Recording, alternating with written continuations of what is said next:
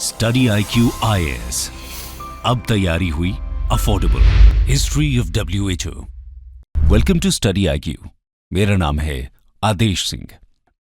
दोस्तों, आप सभी इस बात से सहमत होंगे कि जीवन की अच्छी गुणवत्ता के लिए स्वास्थ्य एक मूलभूत इकाई है। पिछले कई दशकों में पूरी दुनिया ने हेल्थ सेक्टर में अविश्वसनीय प्रगति हासिल की है। 1940 के दशक या उससे पहले विश्व स्तर पर जहां लोगों की लाइफ एक्सपेक्टेंसी 30 साल तक की थी, वो आज बढ़कर 72 सालों से अधिक हो गई है। दुनिया भर में लोग पहले से दोगुने अधिक समय तक जीने की उम्मीद कर सकते हैं। आज दुनिया भर में वैक्सीन लाखों लोगों को संक्रामक रोगों से बचा रही है।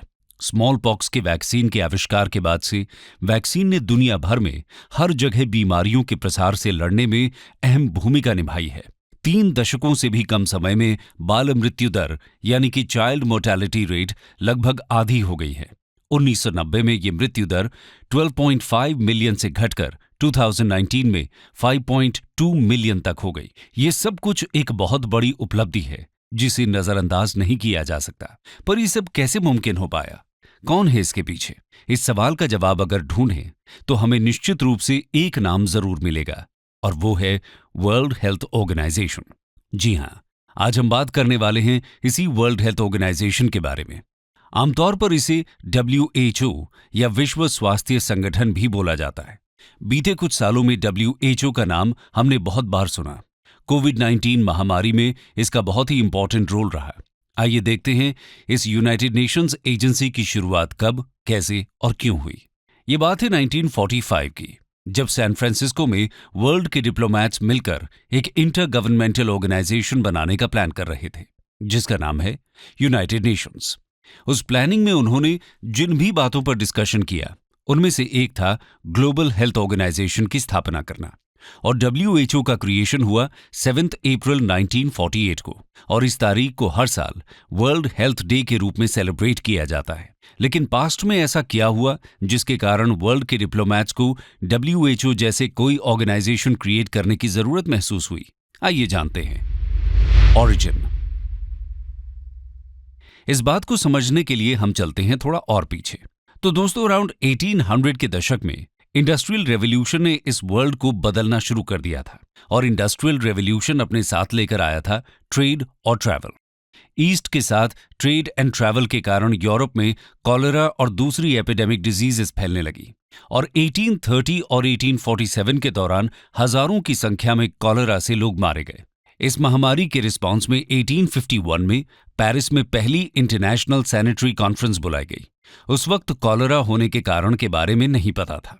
और भी कई मीटिंग्स रखी गई, लेकिन पॉलिटिकल डिफरेंसेस की वजह से कुछ खास हासिल नहीं हो पाया।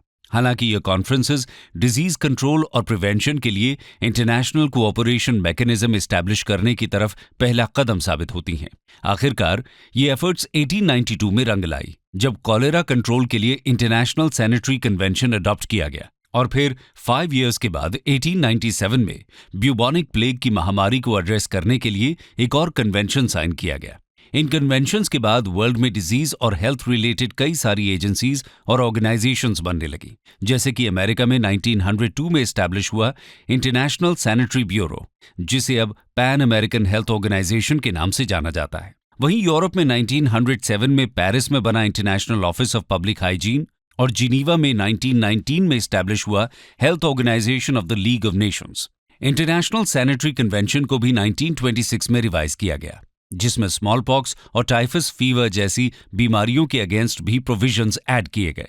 1851 से शुरू हुई कॉन्फ्रेंसेस की ये सीरीज 1938 तक, यानी कि लगभग 87 इयर्स तक यूं ही चलती रही। 1938 में इंटरनेशनल सैनिटरी कॉन्फ्रेंस की लास्ट मीटिंग पेरिस में हुई, क्योंकि इसके बाद शुरू हो गया था वर्ल्ड वॉर 2।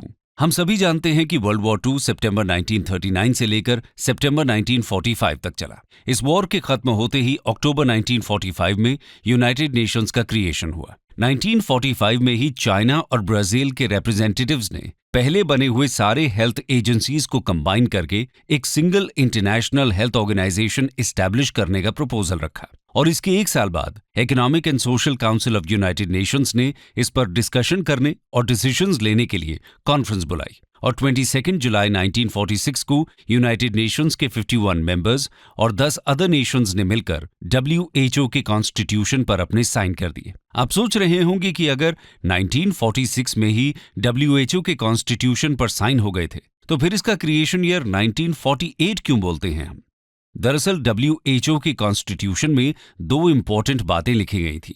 पहला, WHO का प्रीएम्बल और उसके कॉन्स्टिट्यूशन का आर्टिकल 69 में मेंशन किया गया कि WHO यूनाइटेड नेशंस की एक स्पेशल एजेंसी होनी चाहिए। दूसरा, आर्टिकल 80 में मेंशन किया गया कि WHO का कॉन्स्टिट्यूशन तब तक लागू नहीं होगा जब तक यूनाइटेड नेशंस के 51 मेंबर्स में से कम 26 मेंबर्स इसको रैटिफाई नहीं कर देते। और इसी दूसरी वजह से WHO के फाइनल एस्टैब्लिशमेंट में 1946 से 1948 तक का समय लग गया और 26th मेंबर स्टेट के साइन करते ही 7 अप्रैल 1948 को World Health Organization United Nations का फर्स्ट स्पेशलाइज्ड एजेंसी के रूप में एस्टैब्लिश हो गया। आइए अब WHO से जुड़े कुछ महत्वपूर्ण तथ्यों को समझते हैं। Important points related to WHO। WHO का हेडक्वार्टर्स स्विट्जरलैंड के जिनीवा में है। इसके लोगो में रॉड ऑफ एस्क्लेपियस बना हुआ है, जिसे ग्रीक मिथोलॉजी में सिंबल ऑफ हीलिंग कहते हैं। इस ऑर्गेनाइजेशन के हेड डायरेक्टर जनरल होते हैं, जिनका इलेक्शन वर्ल्ड हेल्थ असेंबली करती है। WHO के फर्स्ट डायरेक्टर जनरल थे Brock Chisholm. World health assembly WHO का सुप्रीम डिसीजन मेकिंग बॉडी है। इस असेंबली का WHO के वर्किंग में बहुत ही इंपॉर्टेंट रोल होता है, जिनमें डायरेक्टर जनरल की नियुक्ति करना, WHO की पॉलिसीज फ्रेम करना, फाइनेंशियल पॉलिसीज और बजट को रिव्यू और अप्रूव करना जैसे फंक्शंस शामिल हैं। वर्ल्ड हेल्थ असेंबली के अलावा WHO की एक एग्जीक्यूटिव बोर्ड होती है।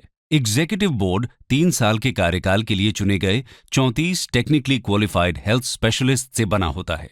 एग्जीक्यूटिव बोर्ड का मुख्य कार्य वर्ल्ड हेल्थ असेंबली के लिए हुए निर्णयों और नीतियों को लागू करना होता है। प्रेजेंटली 194 नेशंस WHO के मेंबर स्टेट्स हैं, 150 कंट्री ऑफिसेज हैं और 6 रीजनल ऑफिसेज हैं। आज के टाइम में WHO के आधे से अधिक स्टाफ इन्हीं रीजनल ऑफिसेज में काम करते हैं। मेंबर स्टेट्स के साथ मिलकर WHO स्वास्थ्य से जुड़ी योजनाओं के लिए प्लानिंग, इम्प्लीमेंटेशन और मॉनिटरिंग में सहयोग करता है। ये तो हमने जान लिया कि WHO क्या है और कैसे बना। आइए अब इसके द्वारा किए गए योगदान की चर्चा करते हैं। जानते हैं कि ग्लोबल लेवल पर कंट्रीज के साथ कोलैबोरेट करके WHO का हेल्थ सर्विसेज को मजबूत करने में अब तक क्या योगदान रहा है। Contributions of WHO to world. दोस्तों, WHO ने अपने शुरुआत के सालों में दूसरे United Nations agencies, NGOs, donors और प्राइवेट सेक्टर्स के साथ क्लोज रिलेशंस डेवलप किए। एक इंटर गवर्नमेंटल ऑर्गेनाइजेशन के रूप में WHO आमतौर पर स्वास्थ्य मंत्रालयों के माध्यम से अपने सदस्य राज्यों के सहयोग से काम करता रहा है। आइए WHO के द्वारा किए गए वैश्विक योगदान को हम सेक्टर वाइज समझते हैं। इसमें पहला सेक्टर है prevention and control of diseases. 1948 से 1958 तक यानी कि एस्टैब्लिशमेंट के पहले दशक में WHO का मेजर फोकस कुछ स्पेसिफिक इन्फेक्शियस डिजीजेस पर था, जो कि लाखों लोगों को अफेक्ट कर रही थीं, स्पेशली डेवलपिंग कंट्रीज में।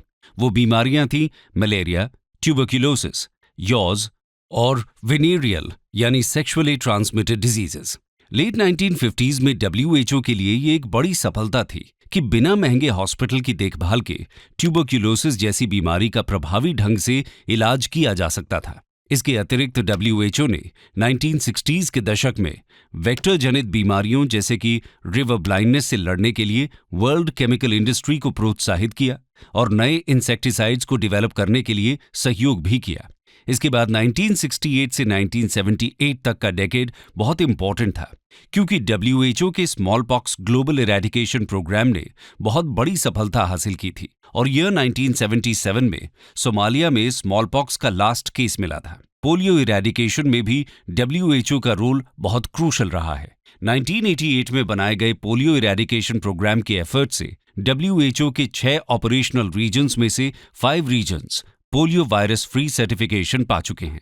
1993 में WHO ने HIV एड्स के प्रिवेंशन और केयर के लिए joint United Nations programme initiative किया।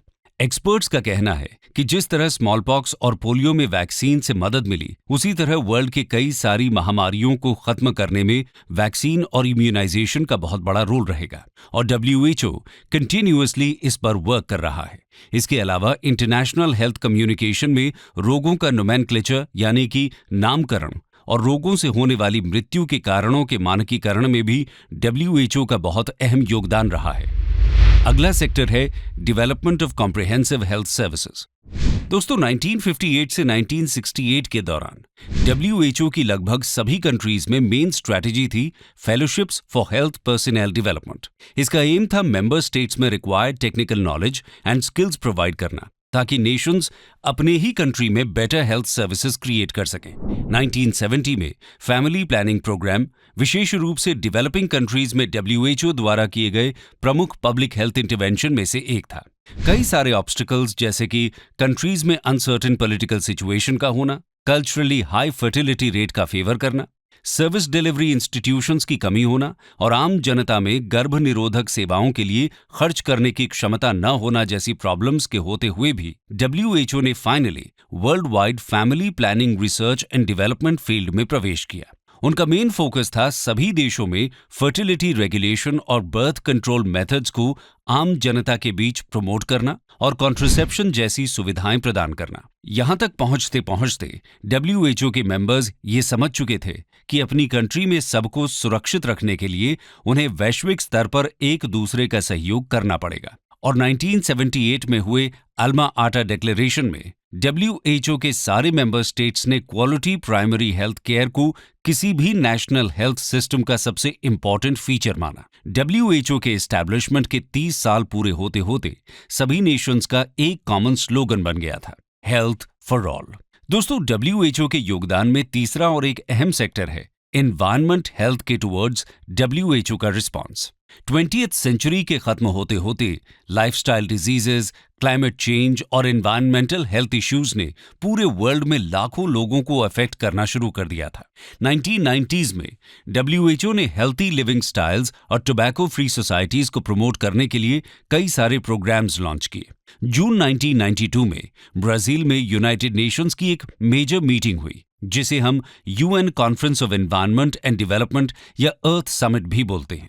इस कॉन्फ्रेंस के होने से एक महीने पहले मई 1992 में WHO की वर्ल्ड हेल्थ असेंबली ने डायरेक्टर जनरल से रिक्वेस्ट की कि वो WHO कमीशन के निष्कर्षों और होने वाले अर्थ समिट के परिणामों के आधार पर एनवायरनमेंट हेल्थ के लिए एक ग्लोबल WHO स्ट्रैटेजी तैयार करे। परिणाम स्वरूप 1993 में WHO ने यूनाइटेड नेशन एनवायरनमेंट प्रोग्राम और United states environmental protection agency के साथ मिलकर health and environment analysis for decision making project की शुरुआत की, जिसका मकसद था पर्यावरण पेशेवरों और स्थानीय समुदायों के लिए एनवायरनमेंटल हैजर्ड से उत्पन्न होने वाले स्वास्थ्य प्रभावों पर उपयोगी जानकारी उपलब्ध कराना। और लगभग 25 वर्षों से अधिक समय से WHO क्लाइमेट चेंज और हेल्थ रिलेटेड इश्यूज पर काम कर रहा है। इन सालों में WHO का एम अपने मेंबर स्टेट्स को वाटर और air pollution, climate change, chemical hazards जैसे अन्य एनवायरमेंटल रिस्क से होने वाले हेल्थ इश्यूज के बारे में जागरूक करना और इससे होने वाले प्रभावों से देश को निपटाने में समर्थन देना रहा है। उदाहरण स्वरूप अपनी स्टडीज में WHO ने पाया कि हर दिन 10 में से 9 लोग प्रदूषित हवा में सांस लेते हैं और हेल्थ एजेंसीज और लोगों में इसके लिए जागरूकता लाने और इसके समाधान के इरादे से 2019 में WHO ने एयर पोल्यूशन को स्वास्थ्य के लिए सबसे बड़ा एनवायरमेंटल रिस्क घोषित किया। तो दोस्तों अभी तक हमने देखा कैसे 1948 से लेकर अब तक WHO ने अलग अलग सेक्टर्स में ग्लोबल लेवल पर स्वास्थ्य संबंधी सुधार लाने के लिए निरंतर काम किया। आइए अब देखते हैं कि WHO को किस प्रकार की चुनौतियों का अब तक सामना करना पड़ा है। Challenges before WHO। WHO की शक्तियों में से एक इसकी लोकतांत्रिक यानी कि डेमोक्रेटिक संरचना है, जो कि ग्लोबल हेल्थ प्रॉब्लम्स के समाधान के लिए सभी मेंबर कंट्रीज को एक साथ लाने में सहायक रही है। लेकिन पब्लिक हेल्थ अंततः एक राजनीतिक विकल्प है। WHO के लिए लगभग 16% फंडिंग मेंबर स्टेट्स द्वारा किए जाने वाले मैंडेटरी फंडिंग से आती है। लेकिन अपने बाकी बजट के लिए WHO मुख्य रूप से धनी देशों और bill and Melinda Gates foundation जैसे बड़े ऑर्गेनाइजेशंस के द्वारा दिए गए डोनर फंड्स पर निर्भर रहा है। परिणाम स्वरूप वर्तमान में WHO की 80% फंडिंग उन प्रोग्राम से जुड़ी हुई है जिन्हें डोनर्स चुनते हैं। इस वजह से कुछ मुद्दों पर फोकस करने की WHO की अपनी चॉइस कहीं ना कहीं कम हो जाती है। कंक्लूजन दोस्तों, 1948 में अपनी इस्टेब्लिशमेंट के बाद से ही WHO ने अपने सारे कोर फंक्शंस बखूबी निभाए हैं, लेकिन अपने 74 इयर्स के टाइम पीरियड में WHO को कॉम्प्लीमेंट्स और ग्लोरी के साथ साथ कई बार अपने work effectiveness, budget constraints, slow response और प्रायोरिटीज के लिए क्रिटिसिज्म और एनालिसिस फेज से गुजरना पड़ा है। खासकर 2014 के वेस्ट अफ्रीका में इबोला महामारी को नियंत्रित करने में इसके अपर्याप्त प्रदर्शन के बाद। इसके साथ ही 2020 में कोविड महामारी के दौरान WHO पर लेट रिस्पांस और लापरवाही का भी आरोप लगा। 21st सेंचुरी की आधुनिक दुनिया में ये कथन बहुत सत्य है कि बीमारी कोई सीमा नहीं जानती। बदलते ग्लोबल हेल्थ एरा में ग्लोबल हेल्थ को गवर्न करने के लिए WHO को लीडरशिप और effective implementation, authority expansion, research and development के टुवर्ड्स ज्यादा से ज्यादा कोऑर्डिनेशन और इन्वेस्टमेंट्स की जरूरत है। हालांकि WHO इन सुधारों की तरफ अपने कदम उठा चुका है। हम उम्मीद करते हैं कि आने वाले समय में भी WHO अपना मकसद हेल्थ फॉर ऑल को सुनिश्चित करने में और मजबूती से सक्षम रहेगा।